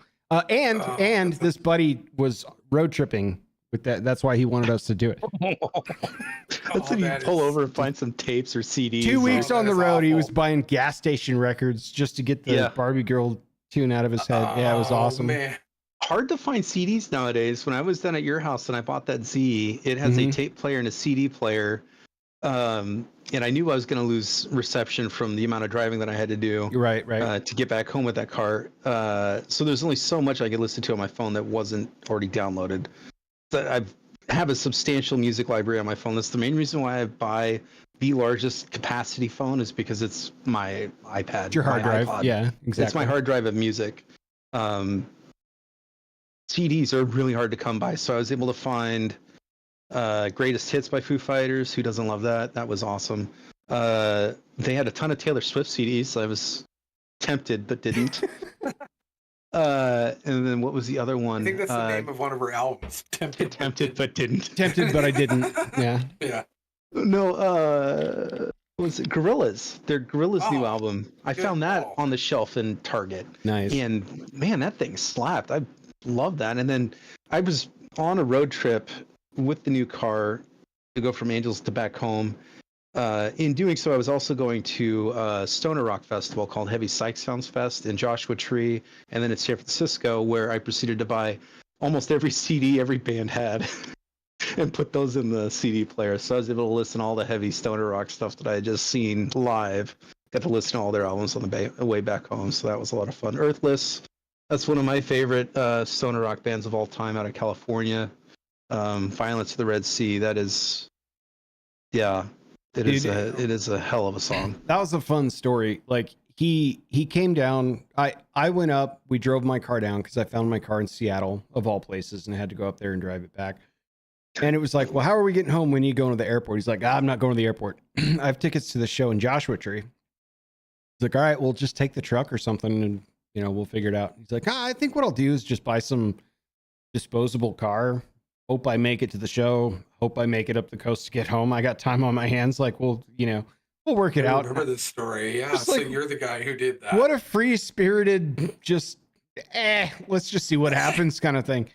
And then I he had money in landed my pocket, and I knew I was going to find something down there. I didn't. It was actually Angel who helped me hone in on this, but I had already been looking before I went down there. I was like, oh, I'll find a $2,000 beater. I'm mechanically intelligent enough to figure out how to keep it running all the way home. And if push comes to shove, I'll drop that and get another $1,000 car just to make it home, or get an airplane ticket. So I was looking at a 328i. Or was it a 330? And the guys that had it were coming from Austin, and their plan was similar to mine. They were driving from Austin to Vegas, and when they got to Vegas, they were going to sell the car and use the proceeds for their trip. So as a group of guys, it was a car that was in the family, it was well maintained. It was 220 something thousand, which is really high for a BMW, but it was all dealership maintained, so it's pretty good, right? And it was in the price range. They wanted like $3,000. I was like, that's mint, that's perfect. I'll be driving home in that, and I'll sell it when I get back to Tacoma, Seattle area. Nothing I was going to hold on to, Well, they weren't showing up until 3 days after I had to leave to go to Joshua Tree for the show. And then that show was also going to San Francisco like the next day. So I had a road trip that I was kind of locked into. I didn't have to be home at any specific time. I worked for myself. So that was nice. But the tickets were for specific days. So I was like, yeah, guys, this story would have been epic that you drove it from Texas all the way to Vegas, sold it to me, and then I drive it all the way from Vegas all the way up to Seattle and then sell it up there. But it wasn't meant to be. And a lot of the other ones we started looking at, because he just bought a Z. I was like, okay, I like a Nissan Z. This is a lot of fun. I've never been in one. I can get into this. This is really fun. This V6 has got a lot of pep. So we started looking at some beater ones. There was one that didn't have a rag top on it, and the guy couldn't figure out why it wasn't running. It was gold in the front and like primer gray in the back end. It was just clapped out. It was so gnarly. It was dude. bad, dude. But flipping through like cars.com, I found one and I showed it to Angel. I was like, dude, what do you think about this guy? It's $12,000, but it's got 59,000 miles on it. And he's like, what the? And it's a stick shift? I was like, yeah. And he's like, dude, that's a mint car. That's a mint car right there. I was like, all right, well, take a look at it. I had 9, I think, on hand, and I had a job coming up. So a friend helped me out with the difference when we decided after test driving it, which you can check out on Bayo Network's channel on YouTube, right? Yep. Yeah, he's got videos. Chronicled the whole thing. Yeah, chronicled the whole thing. It's funny because my first foray into Z cars, that was my first one. Was exactly what he bought. Was a 05 stick shift, Daytona blue rag top with a frosted leather interior on it. But back then, when I got mine, it had already had almost 200,000 miles on it. It was like 178,000 miles on it when I bought it. And so to find one with like just under 60,000 that was in immaculate condition was like finding a needle in a stack of needles. It was pretty incredible. So yeah, I think you got an awesome car. And proceeded to drive that all the way home. And that was, just buying a car. And it was, well over the budget that I had planned on. Worth it. Worth every penny. And it's still a blast. And there's a lot that I could do with it. But with it being... So you kept the car then? Yeah. Yes, I did not sell it when I got home. This is too much fun, man. I had never had a sports car like that. I had about the most sporty car I've ever had was a Volvo S40. 2005. It was a 5-speed, but it was an inline 5-cylinder, sound like a lawnmower when you open up the throttle. And then I had a Civic. I think it's an EK. It was a '96 Civic EX with a 1.6 liter D16Y8. So Angel knows that engine well. Yep. And I didn't mod that out. I actually rebuilt the engine because I had a spun rod bearing in that. But that was a 5-speed, and I drove the crap out of that thing. I mean, I drove it so much the odometer stopped working at 250,000. And then I rebuilt the engine, and I have no idea where it went after that, like how many miles I put on it, but I'm guessing it was in the 300,000 mark by the time I was done driving that thing. Then I do miss it dearly, but that was at the point where the entire car needed to be rebuilt. The suspension, the bushings, right. just The everything. bumpers are literally falling off with that many miles on it.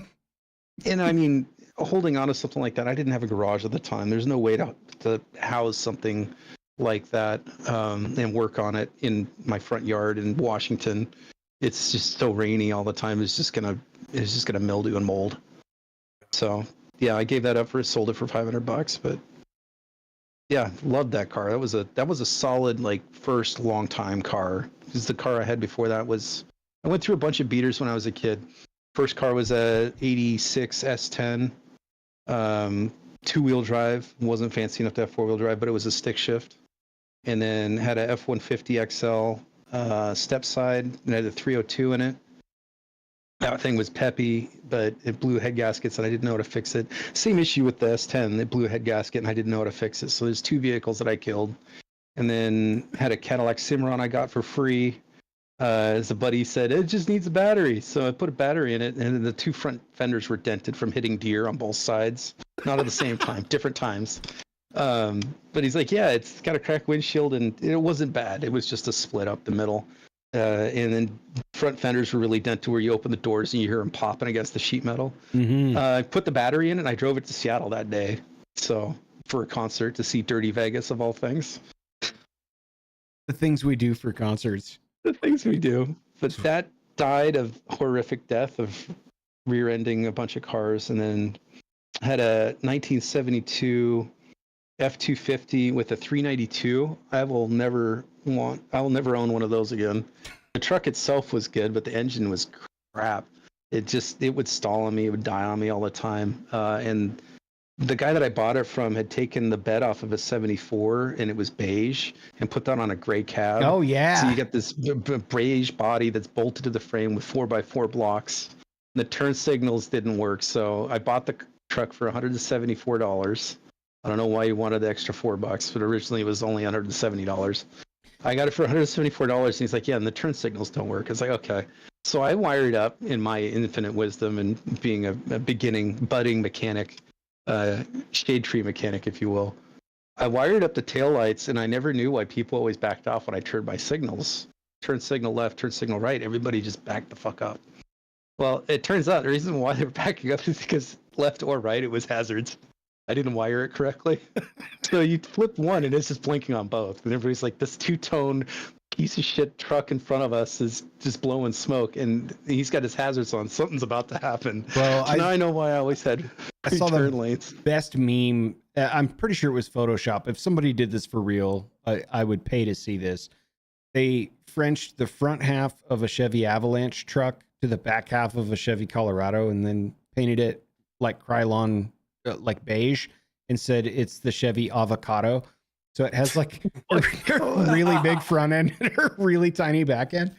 I'm like, this has to be Photoshop, but incredible. Yeah, I've killed so many cars over the years in crazy ways, but I don't know. I think your Civic story after getting it built and then wedging it is one of the saddest. Like, no. And that was brutal too, because I was kind of finding myself in some hobbies, you know, and I'm a big fan of, if you're in a dark place, stuck in your own head, don't want to leave the house for months on end kind of thing, like just find some new shit to try out and do and just see, but keep yourself preoccupied. Mm-hmm. And I was always into cars, never had money, and found a bunch of like-minded folks and ended up building a really nice Honda Civic, which is not where you should put your money. But I did. Agreed. And eventually I took my dad. It was around the beginning of April. White one? Yeah, it was. Yeah. I think you saw it when it was kind of rebuilt back to factory. Yeah. We took my dad around his birthday in the beginning of April out to Hot Import Nights, which was like the thing to go to, and it was in Seattle.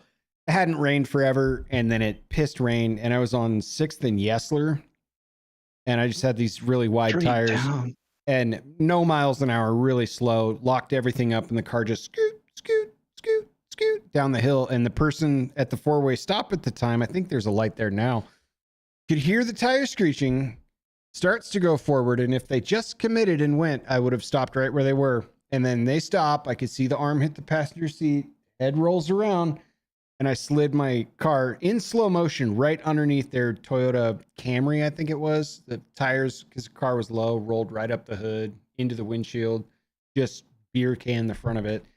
And it was either that or jerk the wheel to the right and send my dad in the passenger seat of my car into shrubs and trees and concrete and jump the curb. So it was just a brutal time because it was like I had no money. It was my first hanging out with a group of friends out of town. I was taking my dad to show him stuff I was into. We were hanging out for the week, and it goes to show dad being smarter than me as far as engineering goes. We hobbled that thing home. We straightened out enough things where the tires went back to this direction, cut a power steering fluid bottle in half and duct taped it to the missing reservoir that got shattered. Wow. And just filled it up every 200 MacGyver. miles as it was pissing fluids everywhere. And we drove that bitch all the way back from Seattle to Spokane area, basically. And that was one of the ways I've destroyed a car. But yeah, it was nuts. And then I had some Jettas and did the whole Euro thing for a while. And, lots of fun over the years. I know Lucky's not a massive car guy, but this is a good time. Never happened. But I enjoy listening to you talk cars. But I've just it's never been a point of interest for me. And they're a utility. As long as they run properly, have the space for what I need, and get decent gas mileage, I'm that guy. I'm not a guy who I can appreciate a pretty car, don't get me wrong, and I definitely gravitate more towards muscle car stuff than kind of import stuff, but I can appreciate and understand why people get into car culture. It makes sense to me. There's certain things that people get into that don't make sense to me, and I'm like, that doesn't make sense. Why are you even? Yeah. But car culture is not one of those things. I get. Yeah. Yeah, and it's a freedom for me. I like driving. I could do without the hard parking at the show to hope somebody notices you to start up a conversation.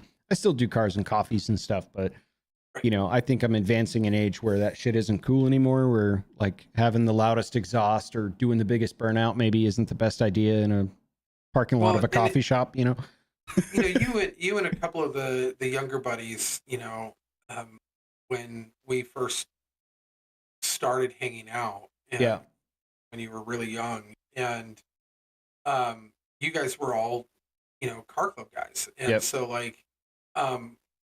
and Mike, what did Mike have? He had that red thing with the big spoiler on the He back. had an Acura Integra. It was a 1991, and he had a full Varus fiberglass body kit on it, slammed on its nuts. And that's what it was. Yep, So you guys Koenig used to, Imagine wheels. It was fucking money for the time. It was period correct. Yeah. But so there was a lot of you guys who had those, and I think even Dan, named Dan. Mm-hmm. Can't remember. Anyway, there was a bunch of you guys that had those cars, and I never got involved in any of that stuff, but it didn't. I never gave you guys crap for it. I never told you guys you were being dumb or anything. I actually appreciated the fact that you guys had a hobby that was constructive and that wasn't drugs. Right. Yeah. If you're going to sink your money into something, it's a more constructive and satisfying way to do it than blowing your money on drugs and booze. Yeah. And it looked cool, and I liked them. I thought they were cool. It's just, I never grew up in car culture, and I did not get drawn to it. So it was never part of my kind of atmosphere prior to even meeting you. So, but I've always appreciated your passion for it, and you talk about it in a way that is very clear and articulate, so that a dummy like me can understand it. There's been a few times I've grown up around. I wasn't really car culture as a kid. It was out of necessity that I got into it, but I've had lengthy conversations with Angel about suspension. That was just like you replace it with a factory OEM. when you get into modding and stuff like that, you're tweaking your suspension. I have no idea how to do any of that. 'Cause most of mine is just replacing OEM, just making it a little better than what it was for towing on a truck, replacing the suspension on a car with OEM. I'm not doing anything too fancy there. I'm not adjusting anything. I don't have to worry about ride height or spring rates and stuff like that. So it was fun to just ask him point blank, would he explain this to me? And he just breaks it down and got all the details for me. So it's really nice to have an educated conversation when you get into the nitty gritty details of stuff like that. Well, for me, the nitty gritty details for me are harder because I'm not a math brain and I'm not a tech brain. So like I am a creative philosophy, history, writing type of brain. Okay. So I do art. I'm a history buff. I'm a reader. I'm a writer. That's the type of hemisphere that my brain typically leans into. If it comes in anything technical or math, it all gets turned into like mushy garbage. I think I have a house full of teenagers. I just heard an outburst. Nice. So I think the Scooby Gang is here. Gotcha. So. Yeah, I think, just closing that thought off, learning a lot about it, being passionate about it, tuning stuff, that's great. You also have to recognize, especially when you're tuning higher end cars, like, these engineers that are backed by billions of dollars of corporate interest kind of know what they're doing. So when you adjust stuff, specifically the geometry of the car you're driving, it better be with purpose. Because you can fuck stuff up pretty easy. Do you want to hit the movie review? I know you got people in the house, or do you got to go preside over teenage wildness? No, I think actually what's going on is Kate's taking Oliver to his hockey pictures. It's picture night. Oh, nice. He's been sick. He's slept for 2 solid days, and Aaron was sick for like a week or two. Like I got it a little bit, but Aaron got wiped out, and I was feeling pretty gross last week, and he's still kind of and he got hit pretty hard the last couple of days. So, and he's got practice tonight, but he's not going to do practice. He's actually just going to go to pictures home. So gotcha. And then, before that, we kind of jumped into cars. Yeah. But I wanted to recommend to Paul that I don't know if you've heard of him, but there's another band that I'm very fond of, and it's something that gets pretty heavy play, and it's I don't know if you've heard of him, Amigo the Devil. Yeah, dude, no. I swear to God, you'll love him. So it's what is known as murder folk. So basically his first couple of albums, like earlier stuff, it's basically this beautiful kind of macabre, dark folk music with a country kind of twang to it. But it's really croony and kind of dark. But all of the songs originally were written from the perspective of serial killers. But it's so genius and brilliant and beautiful. And he's put out a bunch of music since. And it's kind of veered away from that just theme of serial killers, but kind of stays in kind of the dark atmosphere. But it's so beautifully done that I highly recommend it. I think it'll be probably pretty heavily played on your playlist when you put them there. But on Apple Music? Yeah, he's everywhere. Okay. So okay. Yeah. He wasn't for a long time, but now he is, and he's gotten a little bit bigger. But man, we've been listening to him for a couple of years now. In fact, my first tattoo convention that I threw personally, I threw a big tattoo convention, and I was like, man, it's a Halloween tattoo convention. I wonder what kind of entertainment. And so I just reached out to him via Instagram and said, hey, man, I'm doing this thing. We need music, and you seem like you'd be a good fit. And he instantly hit me back and said, talk to my manager. And so I emailed his manager, and then I flew the guy out from Austin, dude, his girlfriend, and he came and played my tattoo convention. But I was already a huge fan, and he has blown up since. And so he's really big now. But like, just got his just put his essentials into my library. Highly recommend that. I think you'll really enjoy that. So nice. But movie review, man, I live for these each week. Some of them I've seen, some of them I haven't. This one I have not. And you won't. Excellent. After I give you this review, saving us all an hour of our lives. Yes, it is. It is not good. This is not going to be one of my better ones. And I really wanted to like this because the preview was pretty intriguing. And I'm definitely somebody who likes a good kind of suspense, especially if it's kind of cataclysmic, world-ending type of, apocalyptic kind of themed things. I like the stress of those type of movies. I kind of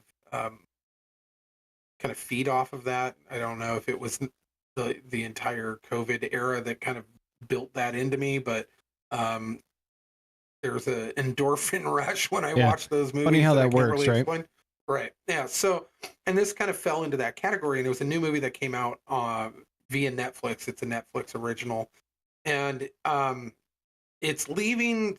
And I didn't know this when I watched it. I happened to watch it like the night before the world reviewed it, and all of like kind of conservative atmosphere YouTube or whatever all did their videos on it, and so I didn't really know anything. And as the opening credits come through, it's the movie is called Leave the World Behind. Mm-hmm. And it's got an incredible cast, and it's like Julia Roberts, Ethan Hawke, Marshala Ali, That's the new Blade. yeah, and a couple of kids from like some TV shows that that I don't know what, like I've seen them, but I'm not really super familiar. Kevin Bacon's in it, and it's just got a pretty crazy cast, but it's essentially about a couple who decides to take a vacation. And the opening credits, before they show anybody, you're going through them, and all of a sudden it says, and it's not like in the side stack with 4 names. It's not like that. Right dead center in the middle, huge, bigger than all the other credits. Huge. It says produced by Barack and Michelle Obama. And I was like, well, that's wild. Why? And I remembered, oh yeah, they bought into some Netflix stuff a couple years back. Oh, So I'm guessing that this is one of their projects, that's the reason they bought in. And I was like, well, that's not a good sign. And so, but it starts off really good. Like this movie about this couple, Julia Roberts and Ethan Hawke are the couple. They got 2 kids, 2 teenagers, and you can tell they're just kind of doing the city drudgery life, and they decided to rent a expensive house out on the beach on the East Coast somewhere, like generalized New Jersey, New York kind of area. And so they rent this house, and it's this huge thing with a pool near the beach, and they're kind of enjoying it, and the dialogue's kind of cool and fun.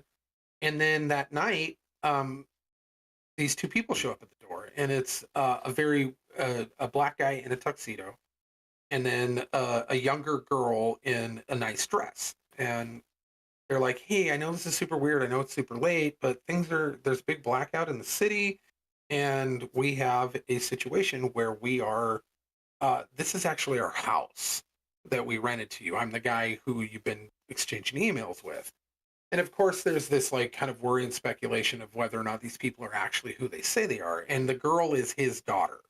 So you've got a dad and a daughter that show up in the middle of the night, well dressed, saying, hey, things are weird over there. We need to stay here. If it's okay with you guys, we'll give you some of your money back and all that. And tensions rise because the wife doesn't trust what's going on. She thinks they're being scammed, that these people couldn't possibly be the owners. And then it gets proven that they are.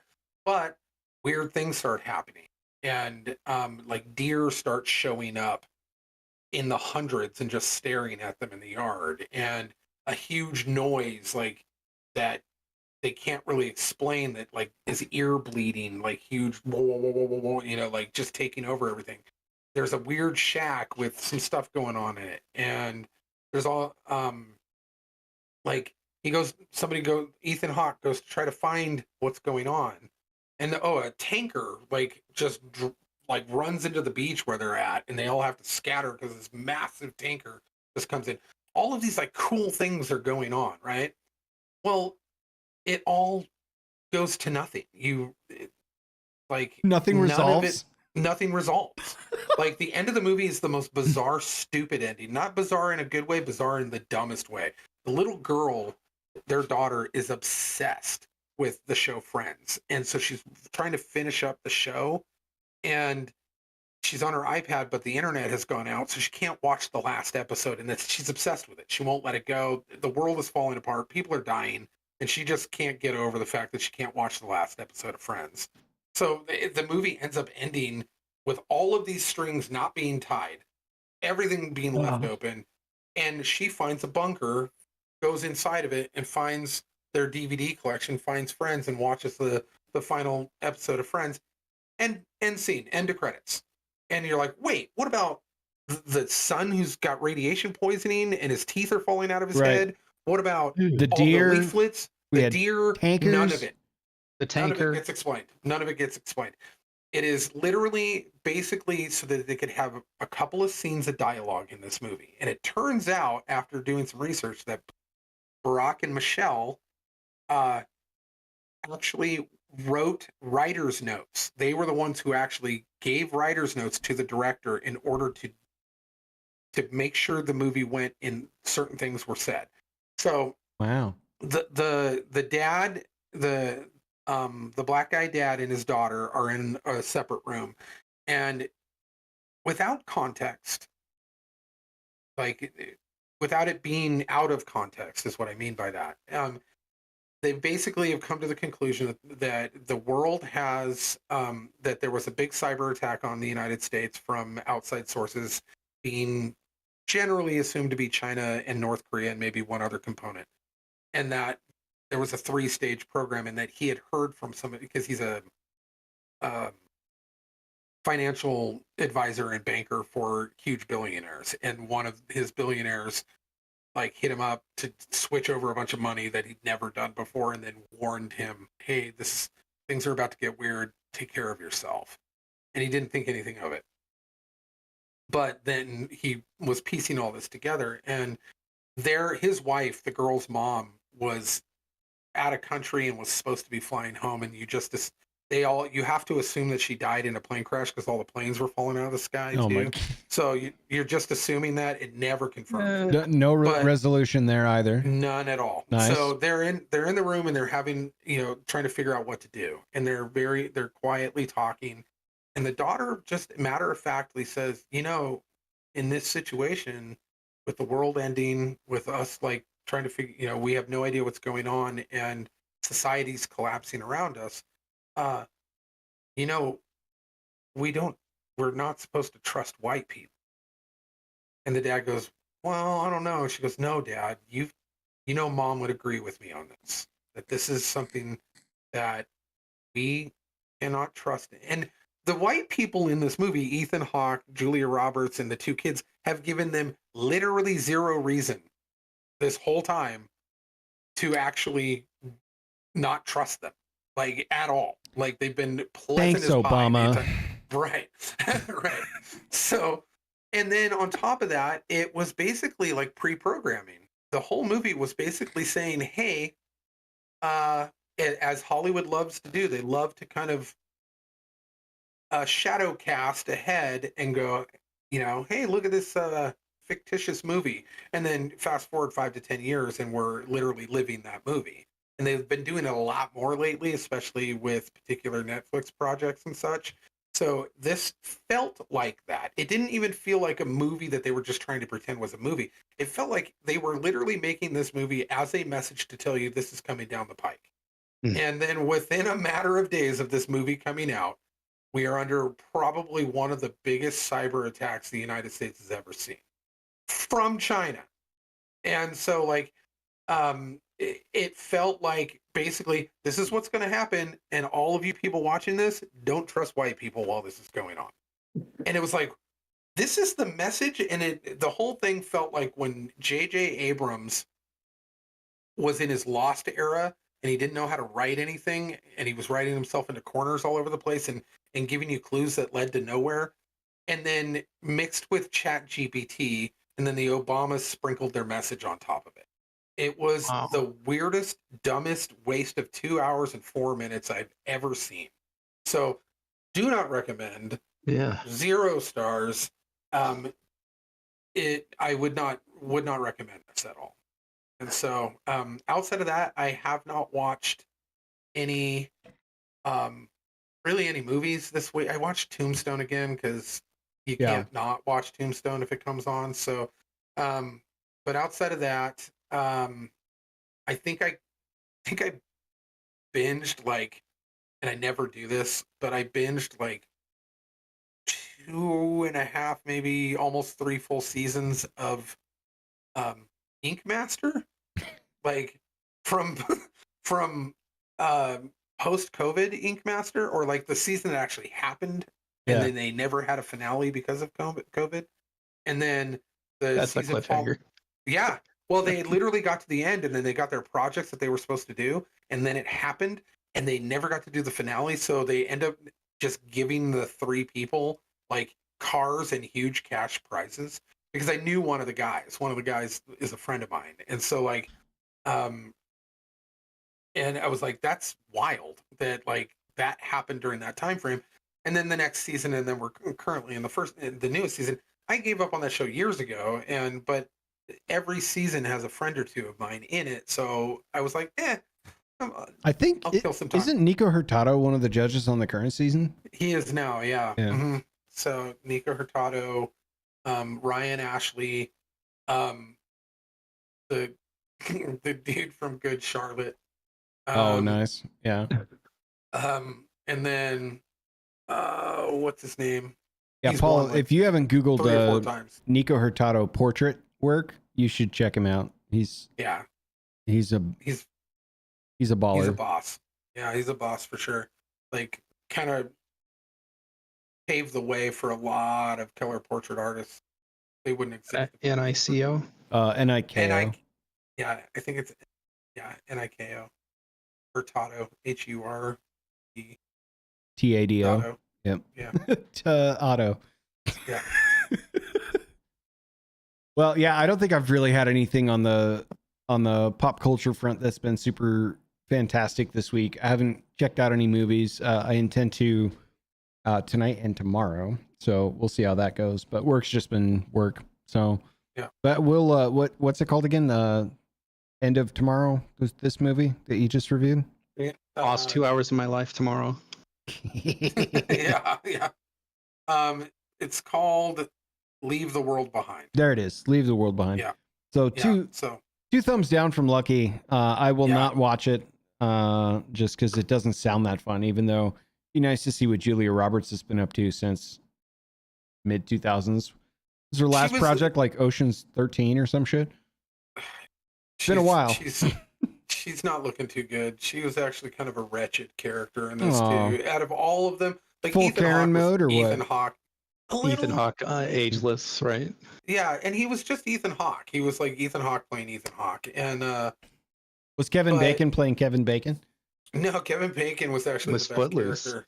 Nice. Yeah. Yep. Kevin Bacon was the neighbor who was the guy who did all the renovations for the owner's house. Yeah. He's a remodeler. He's a remodeler. And he actually lived down the road, and he was the prepper. He was the guy that he goes, oh, he'll have everything. He'll have medicine and everything. He's like one of those crazy prepper guys. And he like basically they get into like holding guns on each other because he's like, dude, the world is collapsing, and yeah, you're my neighbor, but you're not my family, and I have to take care of this. I prepared, and I've got to make sure that my wife and kids are safe. So I'm sorry. He ends up giving them the medication because Ethan Hawke talks him into it. But it was kind of supposed to, in that scene, he was supposed to be the example of white people not being able to be trusted. But in reality, what he was just a dude, a better prepared dude. Any dude who would do that in that situation. Like, I would do that. Anybody would do that. And if we think that only white people would do that, that's absurd. Like, that's insane to think that, if a white couple came up to a black family or a Hispanic family or an Asian family in that type of crisis scenario, empty-handed, with their hands out, begging and asking, "We're unprepared. We need your help." When they'd been completely prepared, that they would be like, come on in, let's help you in this crisis and of uncertainty. The world is falling apart around us. But no, people go into panic mode no matter what. And they will lock down themselves if they're prepared and create a safe situation for their loved ones every single time. That is across the board, generationally and culturally. That Right. would happen. So, yeah, it was an absurd kind of try to point that he was callous and without It's just empathy. annoying that they're bringing the racial divide into that too. Could have been anybody. It could have been a cool movie had they yeah. ended it properly and actually left that part out. It would have been a cool kind of like what if scenario kind of saga movie, but Right. they literally butchered it and then painted over the entire top of it a preposterous social construct that does not exist in real life. And so it was a pointless, horrible movie. And thanks Obama once again for Obamacare and then this dumb movie. Oh, Don't and even get me two. started on that being self-employed in medical issues. Yeah. Yeehaw. Yeah, right. So much fun. And then also my mom is about to retire from the medical industry, but seeing the changes, 17 years of being in the industry, she's seen it all change too. And that's a whole nother episode, honestly. Oh, big time. Right, yeah, yeah. I can get into that because my mom needed a liver transplant when HR 3200 became Obamacare. And we watched our pre-existing medical condition exempt us from literally everything. It was out of pocket costs we were looking at. Yep.